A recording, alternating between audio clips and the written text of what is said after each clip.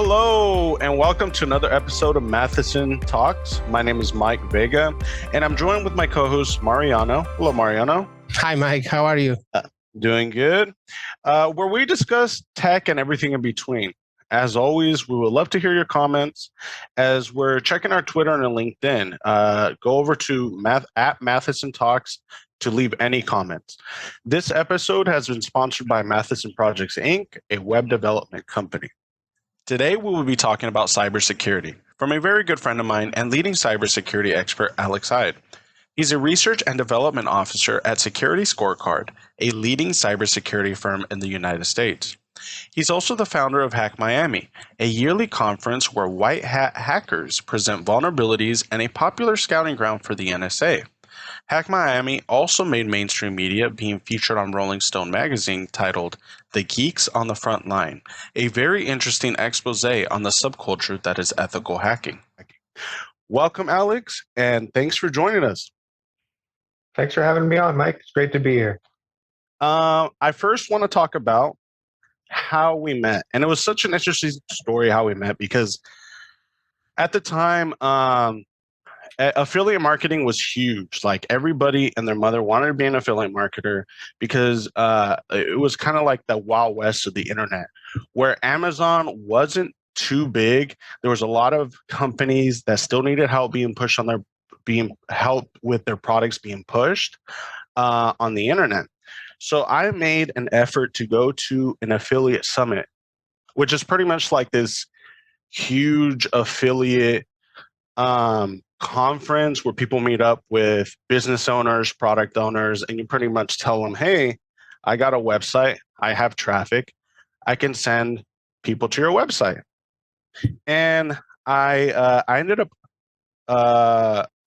meeting and becoming good friends with an owner of an affiliate company, which for those who don't know, affiliate companies, all they do is they're just like the middlemen. They find people that have traffic, and then they find people that have offers like products, and they pretty much join the two, and it's it's a symbiotic relationship. And I got invited by the owner of the affiliate company to this meeting, and it was almost like a VIP meeting. And this is coming from someone that didn't know really anything about it. This was my first time at the summit. And I just remember being at the top of this like extremely expensive suite and seeing the Venetian, the Eiffel Tower, because this was in Las Vegas, and just thinking, holy smokes, man, how did I end up here? And that's where I saw you, Alex, because you were in that same room, bro. And yeah, it was a great event. Yeah, and I remember me just wanting to talk to you because it was one of those things like, oh my God, I kind of want to like network here, and I wanted to talk to you because you were really big with helping them push traffic, like email traffic, because they were obviously looking for email compliant traffic senders. And I remember me trying to talk to you, and one of the affiliate managers, they almost got defensive.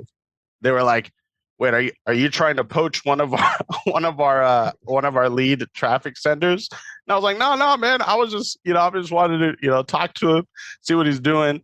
And that's where I got a feel for the affiliate network industry, and the rest is history. That's where I met you, man. We became good friends. Yeah. Just to build on that, the way I ended up there is I've kind of always been fascinated by the ability to legitimately make money on the internet and then scale that out however possible.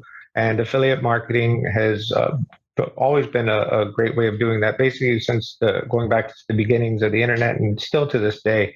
And when we were there, as you said, it was the heyday. It was a great time to be doing it.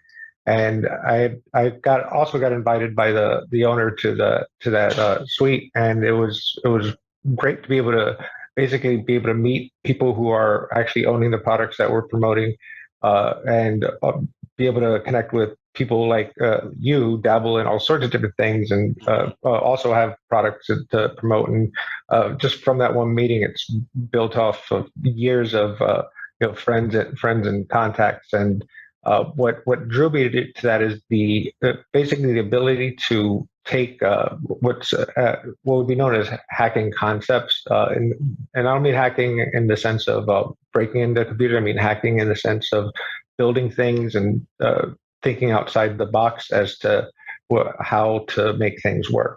So the idea of being able to generate and push traffic to different places and have it convert on a whim, that was very interesting to me, and that it basically kept me dabbling in the industry since probably since I was a late teenager.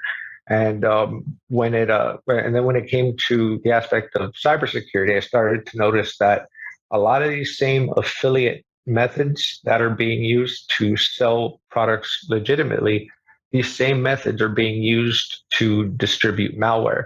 Everything from the commonly known as everything from common phishing attacks to steal passwords or malicious attachments to infect a computer, or to the era of drive-by downloads of malicious hackers purchasing ads to drop exploits on vulnerable machines. So there's a huge crossover between the affiliate marketing world and the digital marketing world, as well as the hacking underground. And the hacking underground even started to adopt a lot of those practices as well.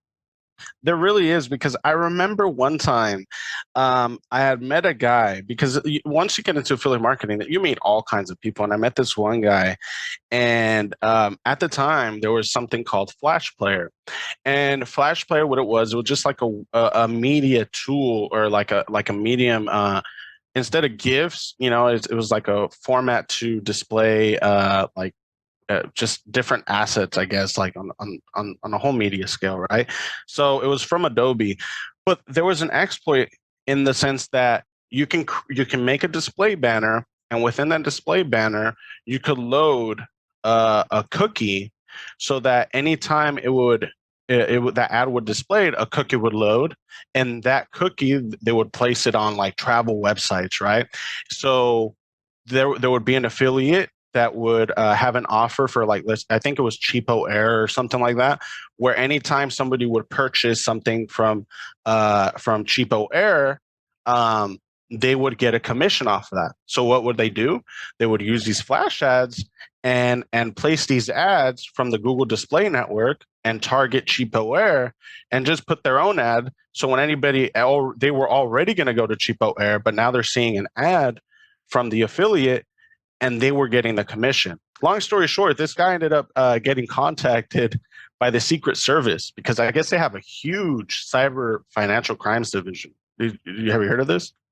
Oh, yes. So the technique that you're describing is known as cookie stuffing, and that particular method is, I hadn't heard of that. That's actually quite clever, to leverage a flash exploit to be able to stuff a cookie. There's several different ways that it can be done. And in fact, in addition, just to touch on the Adobe Flash Player, so Adobe recently retired that because of all the exploitable conditions that are that come along with it. But yeah, cookie stuffing, it's been done, as you said, with travel websites. It was also Amazon was hit with it. So in addition to traditional forms of malware or hacking, or using these ad networks to infect or take over computers, money drives everything. So that these same malicious actors they're going to figure out ways in order to game the system and funnel as much money to themselves as possible, and it ends up hurting the advertisers and the middlemen, because they end up having to make these fraudulent payouts, and by the time it's figured out, oftentimes they're on to the next place. Yeah, yeah. And so you see that kind of crossover, right? From the affiliate side. So I can almost like tell, like, this is you were meant to do this because it's a perfect like segue into cybersecurity, right? Would you say like this was your initial spark that led you down this career path?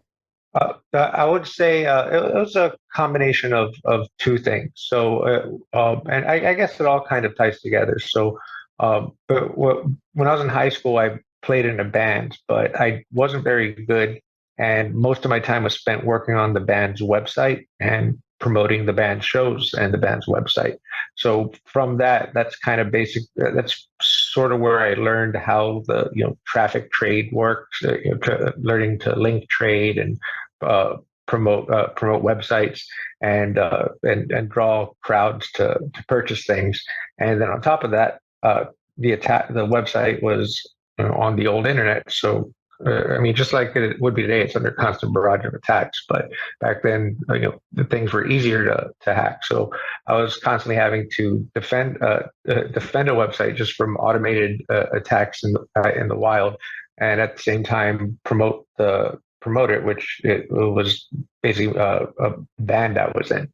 And I'll never say the name. It's not good music, but it did teach me how to do the server, how to work on basically build a product or service, and then push traffic to people who would eventually be, in that case, listeners, and today customers. Yeah.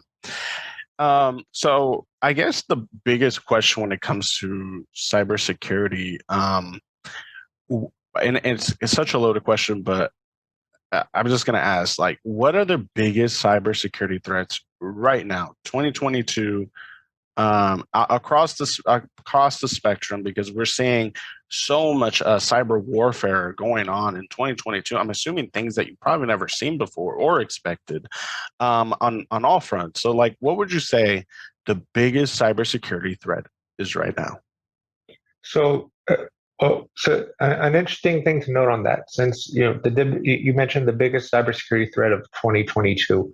So this is something I probably would have never said in previous years, but is now a reality. So we have to differentiate when we say the biggest cyber threat between one that can damage um, just digital things, and then one that can result in physical damage, catastrophic loss of human life, kinetic attacks, as they're called.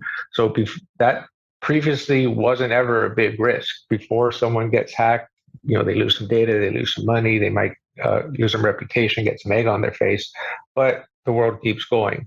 Now with all the internet connected technologies and critical infrastructure systems and automobiles and hospital equipment and robotic surgeons, everything that uh, can be responsible for a human life has been automated and internet connected in some manner. So the biggest threats from that standpoint would be successful attacks on critical infrastructure that could result in loss of life, be it opening up dams or cutting off power to certain areas, or even attacking supply chains and preventing food or resources from being shipped to certain areas, or targeted attacks against hospital equipment that could lead to death of patients within anyone making use of that network. So those are real imminent threats to life that are existing in the modern day. And then, in addition to that, we still have the traditional cyber attacks that have just ramped up in sophistication, complexity, and basically profitability for the attacker.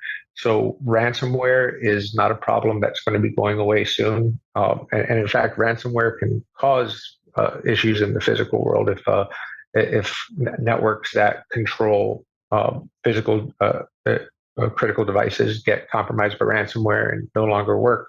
Ransomware can cause all the things we just spoke of, and the advent or the widespread adoption of cryptocurrency is making it easier for, not that cryptocurrency is a bad thing or the adoption of it a bad thing, but just with every technology, you got to take the good with the bad.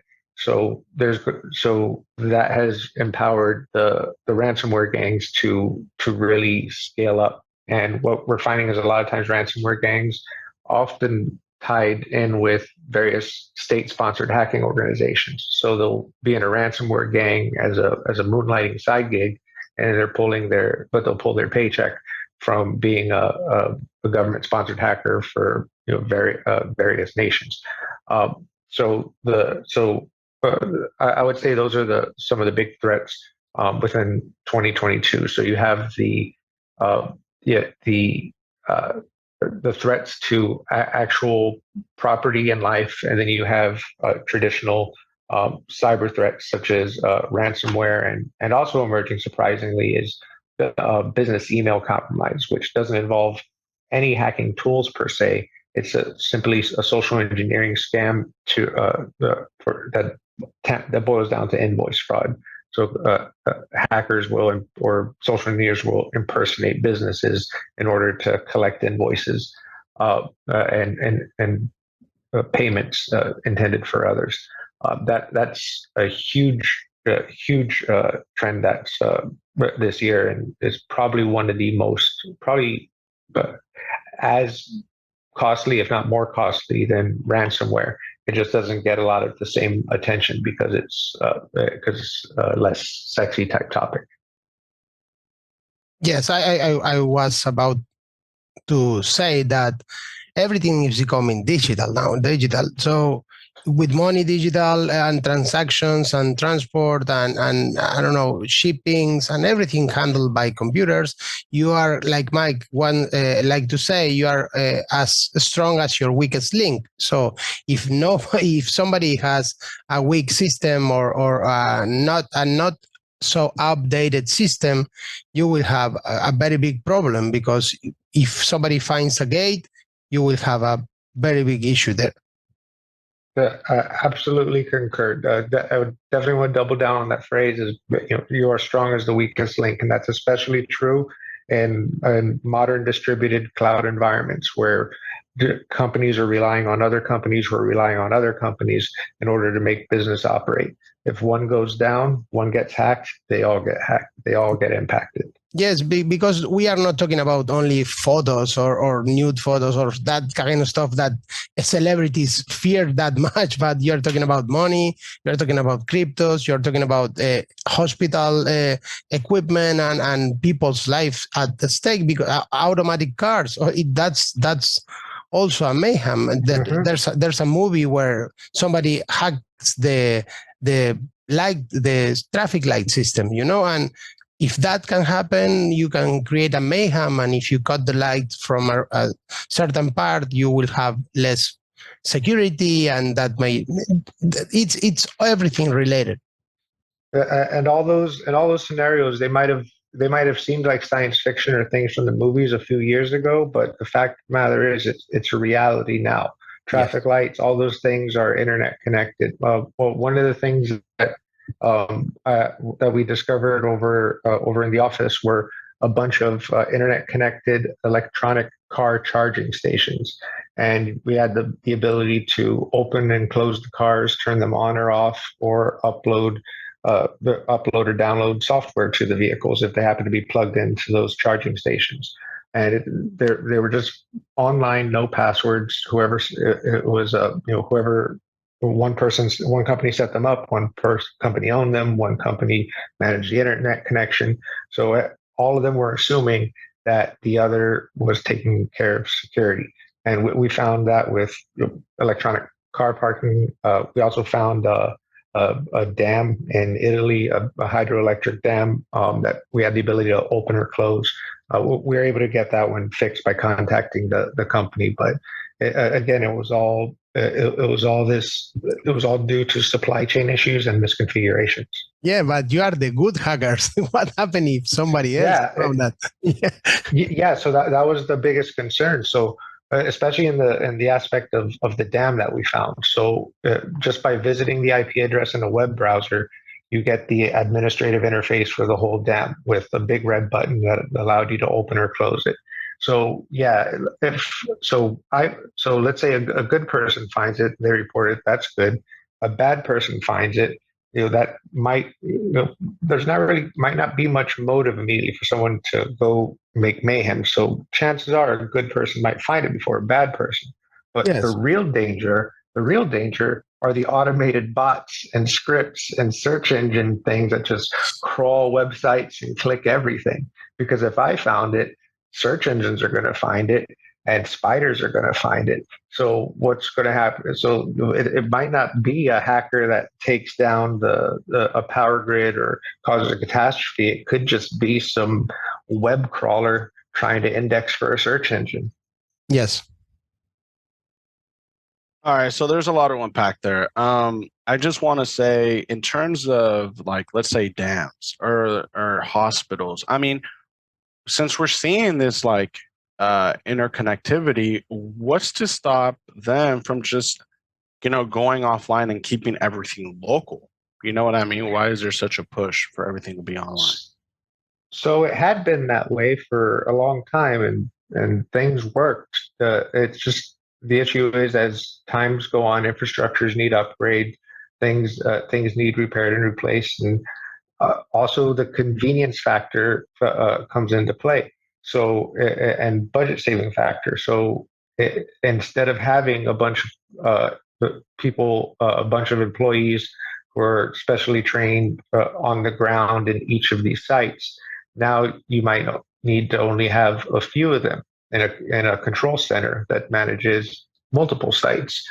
Instead of having to send a person down a manhole and through a tunnel to flip a water pump switch, now it can be done from the click of a mouse in a control center. So it saves time, resources, and also safety because the person doesn't have to go down there and physically do it. So I can definitely see the business incentive and just the overall human incentive, just make jobs easier and make things more efficient. But anything that comes along with that, any new technology is going to bring both conveniences and inconveniences, and it's important to understand what the inconveniences are before they end up inconveniencing you. Um, this kind of goes into like the personal aspect, because I do want to ask, like, a lot of these people think, all right, cybersecurity, there's not going to be no hackers coming, coming at my doorstep. Nobody's going to be hacking me. A lot of these people think, hey, it wouldn't happen to me. I'm not a large corporation. What do you say to those people? And, that think it wouldn't happen to them, and what could they do to mitigate that risk? So unfortunately, the reality is if a person has that mindset, chances are they've already been a victim of a hack. So I would encourage anyone who thinks that they're not a target or have never been a target, go to the website haveibeenpwned.com. It's haveibeenpwned.com and type your email address in, and it'll tell you if your email and password have shown up on websites that have been breached going back for the last 15 years. And what attackers will do is let's say they hack we'll use the example of Dropbox that happened in 2014. So hackers got a copy of the Dropbox database with all the usernames and passwords. So now anyone who uses Dropbox, they have their email, they have their password. That was a good percentage of the internet. And just keep in mind, this has happened for pretty much every major website. Every major website has been hacked at one point in time, and their databases of customers and the passwords that were used for that website is floating out there. Now, a significant portion of the population, I wouldn't say significant, but enough to make it worthwhile, reuses passwords. They'll have a single secure password, alphanumeric, capital letters, special characters, but they'll make the fatal flaw of using that same password across multiple platforms or a slight variation of that password. So when one of those gets hacked, then the attacker will be able to have access to everything else that you access. So again, you're thinking, okay, but why am I a target? It's not necessarily you they're after. It's their account. It's your accounts they want. So your old email account is valuable because it can send out a lot of spam. It can send out malware to people that won't get caught in spam folders. Your Spotify account's valuable because they can resell that on the black market for $1 to $3. So if they get a bundle of 500 Spotify accounts that they can sell online, they can make a quick $500. And what they'll do is they'll take these username and database pairs, or username and password pairs from databases, and they call them combo lists. And they'll run combo lists through software known as checkers. And these checkers will check to see if it could log into the email. Can it log into Amazon? Can it log into Facebook? Can it log into Instagram? And when it gets successes, the attackers will then use those to either launch additional phishing campaigns using your credentials, or resell whatever access that they're able to resell. Or if you happen to have bank accounts or cryptocurrency exchanges that you're a member of, they will attempt to log into those and drain the funds from there as well. And that's just from the standpoint, and that's just from attacks using your username and password. That's just your email. Those are all those attacks I just mentioned. That's just stuff from your email and password that might have been leaked from a third-party website that had nothing to do with you. If you actually end up getting, so why would someone want to infect your actual computer that you use, your mobile phone, or your desktop? What's the incentive for a hacker to just take over the average Joes? Well, again, it's not so much about you. It's about it's about the resource of your computer. Your computer becomes a soldier in their botnet army. They'll command tens of thousands or millions of infected machines that they can then use to proxy their own other attacks through, or they can use them to launch denial of service attacks, or use your machines to basically cover their tracks. Or also very common, crypto mining. They'll deploy a stealth crypto miner on your computer to mine cryptocurrency and send it to them. And there's also consumer-based ransomware. So it's not just businesses that are getting hit with ransomware. Businesses will get hit with the big ticket ransomware of millions of dollars, but the ransomware will still infect individuals, and the payout is just a smaller amount, usually a few $100s. Alex, I checked right now on Have I Been Pwned on the website, and to my disbelief, my personal email has been data breached 21 times. 21 times. That sounds about right. That sounds about right. Yeah, wow. That's common. If you've been on the internet long enough, you will be in those. It will have happened. So one thing that I recommend for people to do to stay on top of that, there's a service called HackNotice. They're at hacknotice.com, and they have an app in the Apple Store and the Google Play Store. If you download HackNotice, you could basically monitor your email address and any websites that you frequently use, and you'll immediately get notified if the websites get breached, or if your email address shows up in any type of dark net database that's been circulating on the underground. So they're similar to Have I Been Pwned, but think of them on steroids, customized with alerting to you on your phone. So right. I definitely recommend everyone check that out. That's super useful. Thank you so much. Yeah, I'm gonna check that out. So in that same vein, like, what would I do in terms of ways to detect a cyber, like if I'm being actively cyber attacked? I do use 2FA, so I will, like, if Google tells me, hey, was this you, and I do that. Yeah, so two-factor authentication is a great way to make it so that you're not the lowest hanging fruit. So often, most of the time, hackers are looking for non-2FA accounts that they could just get in and use. But if there's reason enough for you to be a target, say a high net worth individual, or even if you're just a normal person who's been posting on social media that you're about to buy a house, and you made your money in crypto. Well, now the world knows you've got some money in crypto.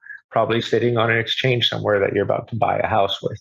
So then you could then be targeted, and and essentially having 2FA is a big help.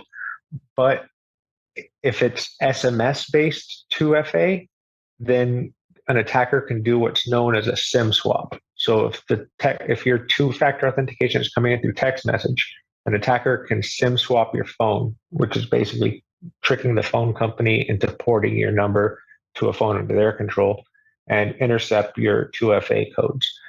If you're using app-based authentication, like with Google Authenticator, it's much more difficult, but a determined enough attacker would figure a way to infect your phone with some type of malware and extract that. You have to think about it like if it's like your house or your car. If someone is determined to break in and steal something, they're going to. You just have to make it as difficult as possible for them. And 99% of attackers are just going to move to the people where they don't have to jump over any hurdles. So ways to prevent and detect, definitely using two-factor authentication, and a lot of malware also comes on that infect machines come from video game cracks.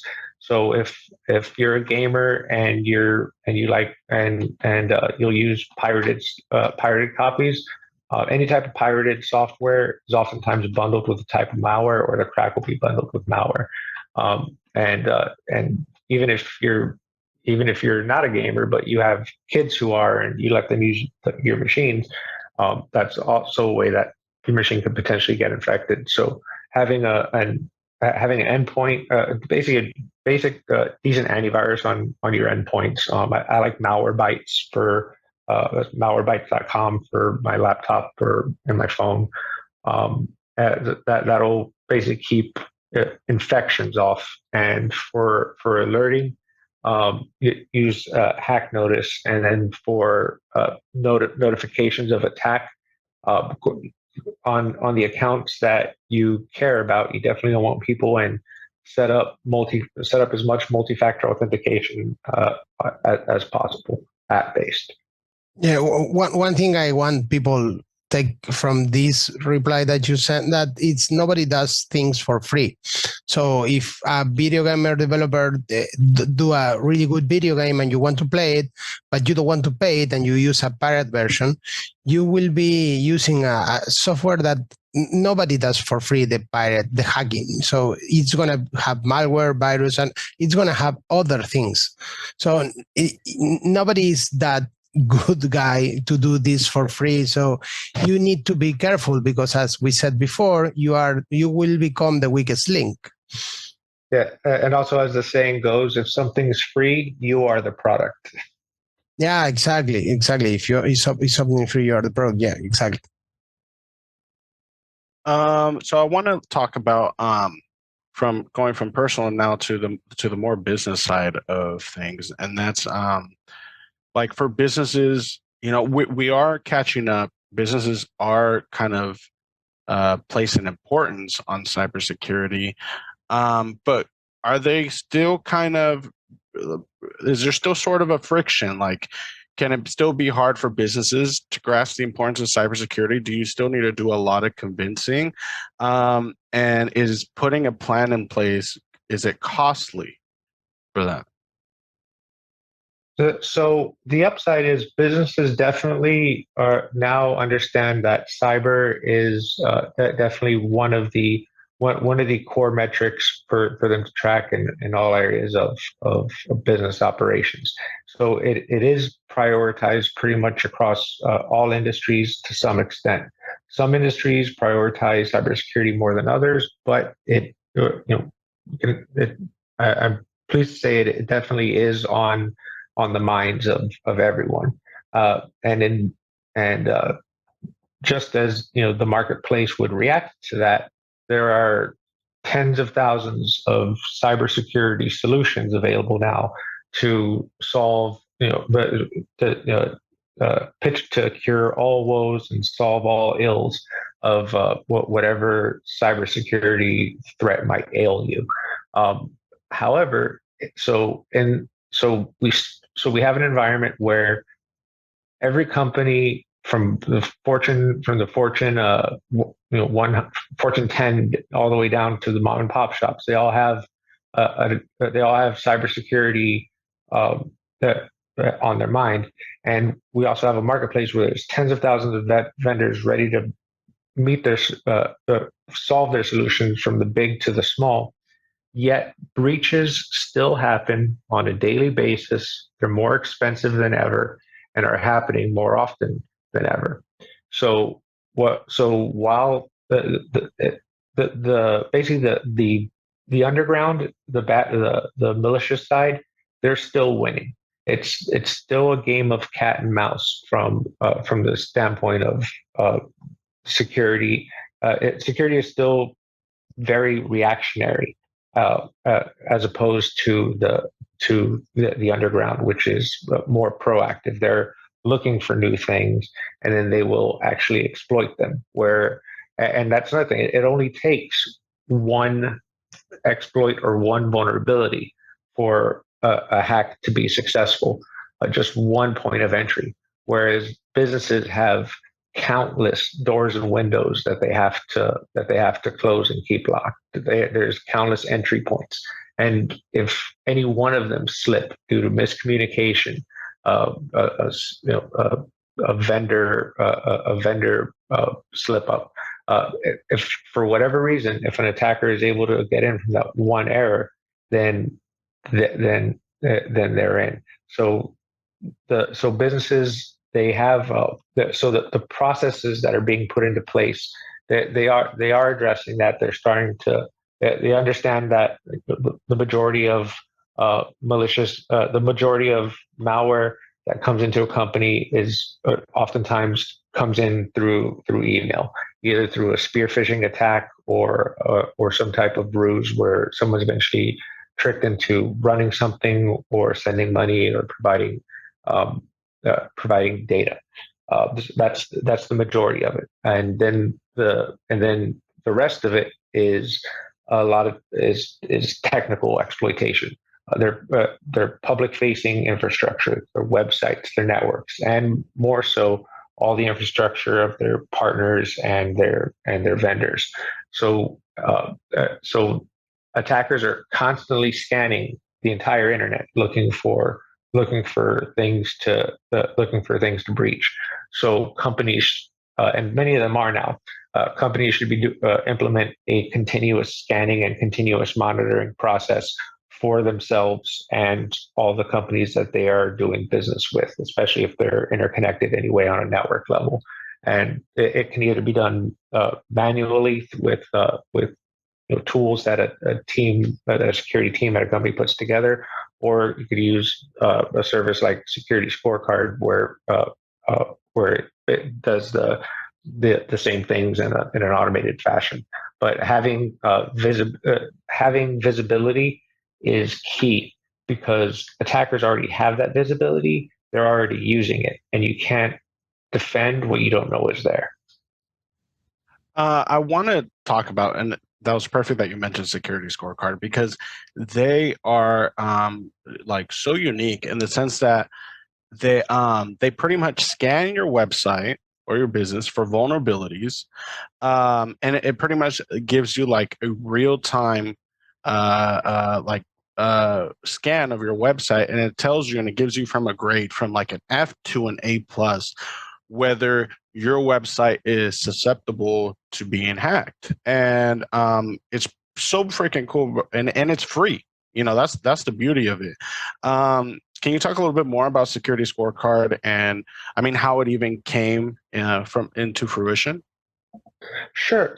So Security Scorecard, the company itself was founded in 2014. A couple guys, friends of mine, Alex Heid and Sam Kasume, and they were working at a place that had to rely on a vendor to process credit cards.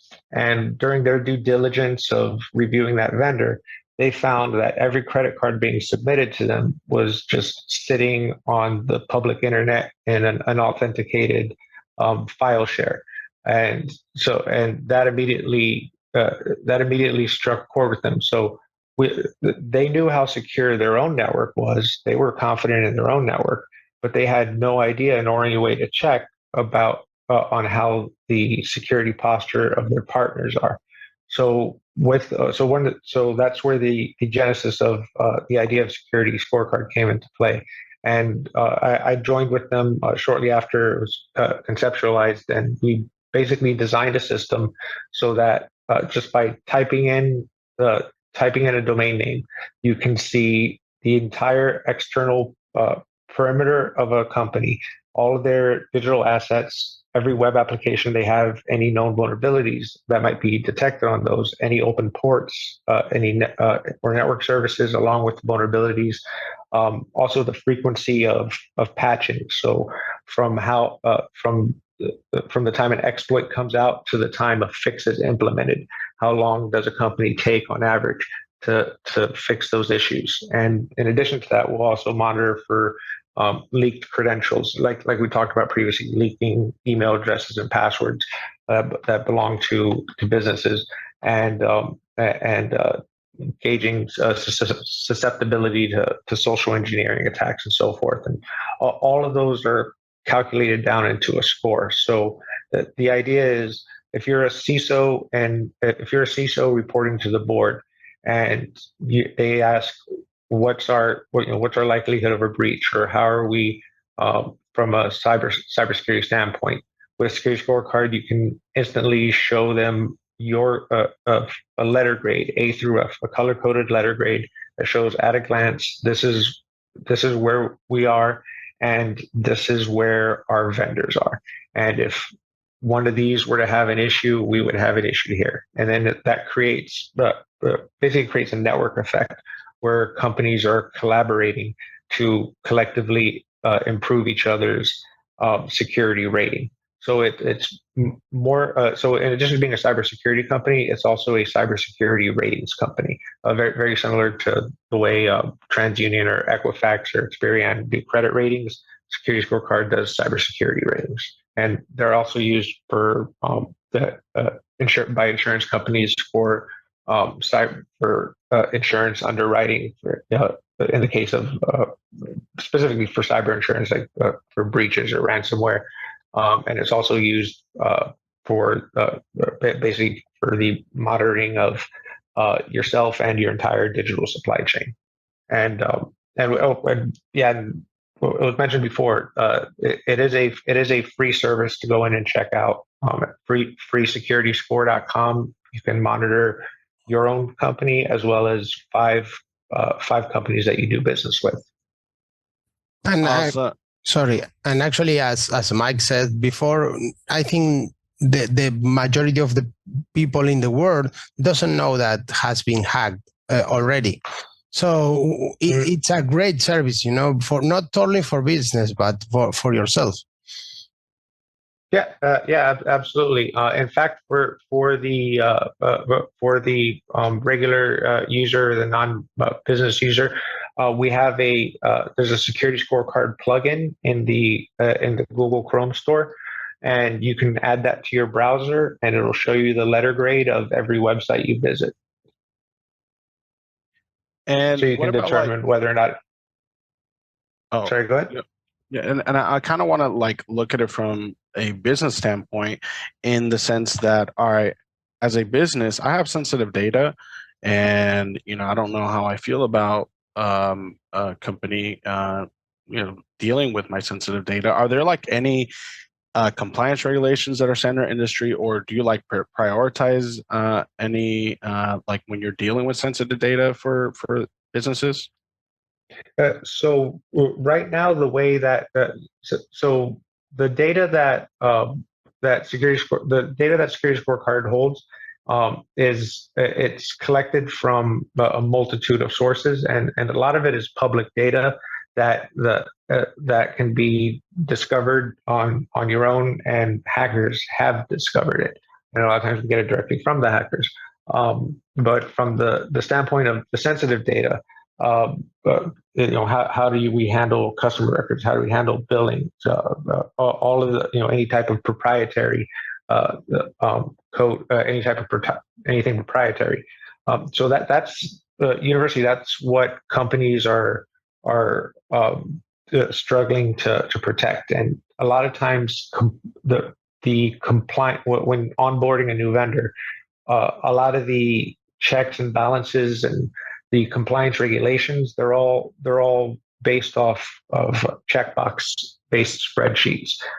Do you have this control? Yes, no. Do you have this control? Yes, no. But there's really no way to validate it. They might ask to submit some attestation or some proof, but at the end of the day, a lot of times the security reviews for the onboarding and a business procurement cycle, when it comes to how sensitive data is handled, currently the status quo, and it's been that way for a few years, and it's one of the things that we're trying to change, is that they're using the pen and paper questionnaire, and you're having to take their word for it and whatever scanned documents they might provide you.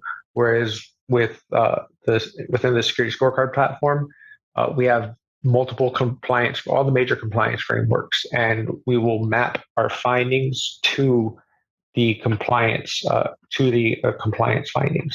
So when a company has their manual questionnaire, they can validate if the responses they were given match the reality of the network ecosystem. So if they're going to do business with someone, is saying, yes, we are PCI compliant, here's our form and our attestation.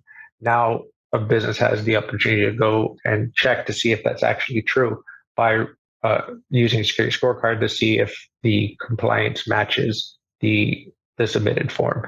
And again, that creates basically a enterprise-wide or an industry-wide culture of accountability, where companies are basically there's business on the line. So cybersecurity is no longer a cost center that was an afterthought, like, oh, we have to sink money into that, but there's no ROI. Now there's an understanding that having good security hygiene can actually speed things along from the security procurement process, and not having it will slow things down.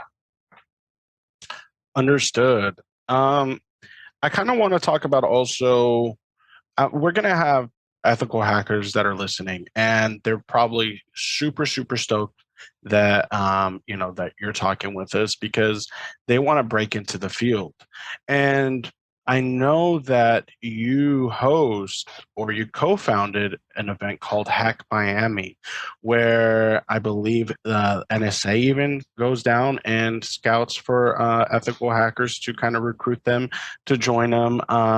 So for anybody that's listening that is interested in this field, could you kind of shed light a little bit more on HackMiami and how it started? And what it Sure is? thing. Sure thing. So HackMiami, and the website is at hackmiami.com. It's an annual conference that takes place every year in Miami, Florida. And it started off as a biweekly meetup group, and the group still meets up every 2 weeks. So if you're in Miami, go to hackmiami.org for the meetups. But so those groups evolved into what became the HackMiami conference. And the genesis of that is the hackerspace movement from around 2008, where every city, at the Hackers on Planet Earth conference in New York City, representatives from every city decided to set up shop in their city everywhere in the world. And 12 years later, some are still around, some aren't, but the hackerspace culture is still alive and well. And what we did with that in Miami is instead of having a full-time hackerspace warehouse like many others do, we went with a meetup and conference format. So for the first, at our meetups, for the first hour for the first half of the event, it will be a presentation given by a member on a new technique that they've come across or developed, either an attack, a defense, a new tool they've come across or developed.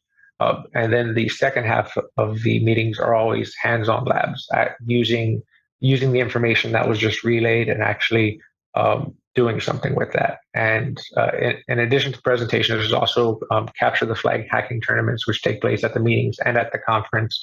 And it started off with a small group, but the number of people grew and grew and grew. And so there's probably several hundred, maybe even close to 1,000 peripheral members of HackMiami throughout the country. And every year, about between 1 to 200 will come to Miami Beach, and we'll have a multi-day event right on Miami Beach. This year, we're doing it in Sunny Isles Beach, Florida, on one of the resorts there.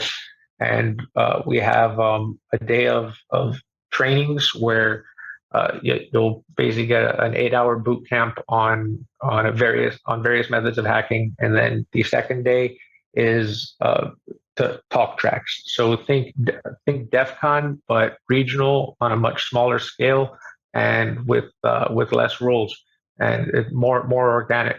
Everything in the conference is being submitted or proposed by the attendees, and when it comes to you mentioned the NSA recruitment, we had so NSA recruited at one of our Capture the Flag events that we did several years ago.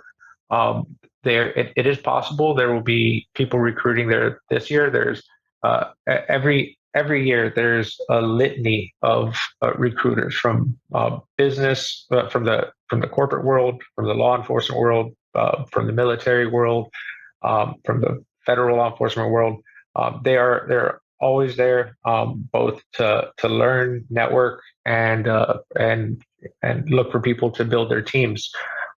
So if you're already in the industry or looking to break into the industry, if like you're working in IT and you just you can't seem to be able to get that call back for a penetration testing job, or a vulnerability analyst position, I encourage you come to the HackMiami conference, or if you can't make it out, just attend a regional hacker conference. Find your regional hacker space, find your meetup groups, participate in the community, because through the people you meet at these events and at the meetups, not just ours, but any of them around the world, that's where you will meet.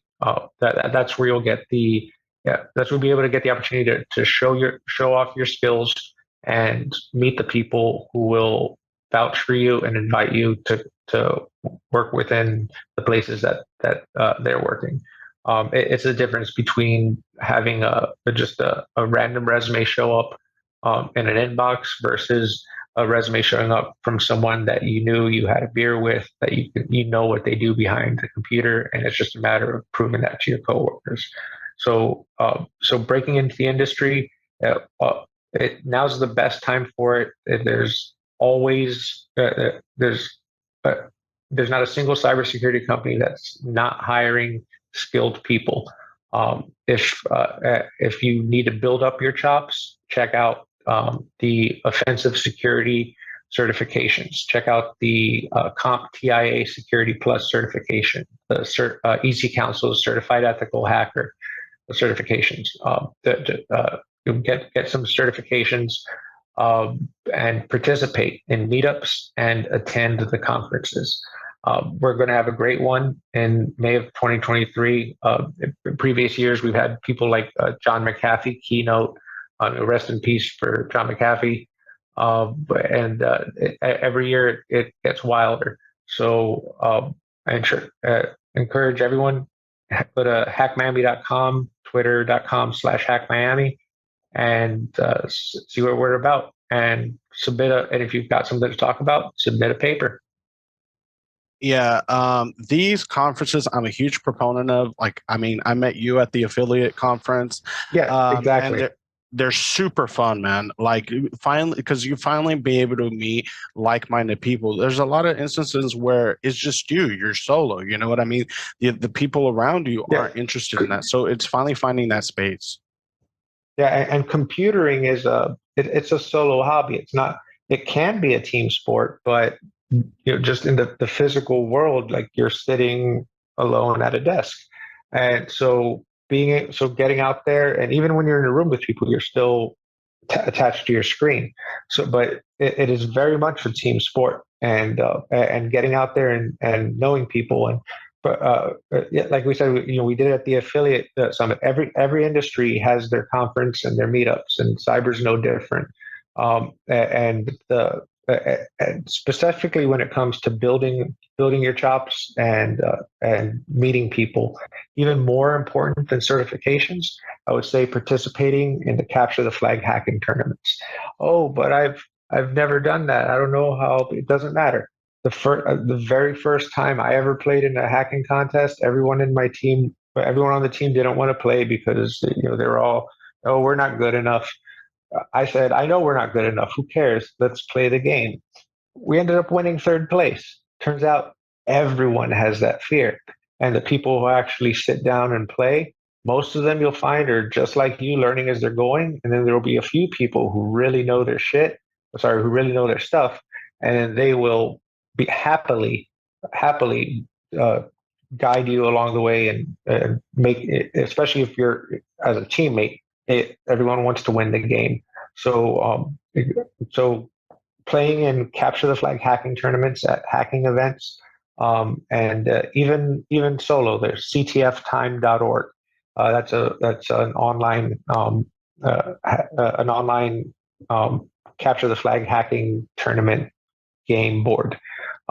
Personally, I like the in-person ones, especially for the career building, because that's where you and skill building, because it's crunched. It's like crunch time. You have a certain amount of time. There's prize on the line. You have people around you, and whatever you don't know, you're going to learn. And every person in the group knows something different. So, and then afterwards, everyone's like, "Wow, great game. Where do you work? Where do you work? Oh, what do you mean you don't have a job? I'm hiring. Come over here." So that's 100%. That's the way to do it. That's the way I've seen. That's the way I've seen it done countless times through the HackMiami conference and others that I've attended. That's awesome, man. And so anybody want to break into the industry, please check out hackmiami.com. Alex, I want to thank you so much for joining us, providing the insight, man. It has been absolutely incredible just hearing from an expert in cybersecurity, especially for Cybersecurity Awareness Month. Perfect timing. Thank you once again. Oh, for sure. Thanks, Mike, and thanks, Mariano. It's great being on, and looking forward to next time. Yep. And for our listeners, if you have any feedback, suggestions, or just want to comment on the subject, be sure to check out our Twitter at Mathison Talks. And don't forget to share. Thank you. And we'll see you on the next episode.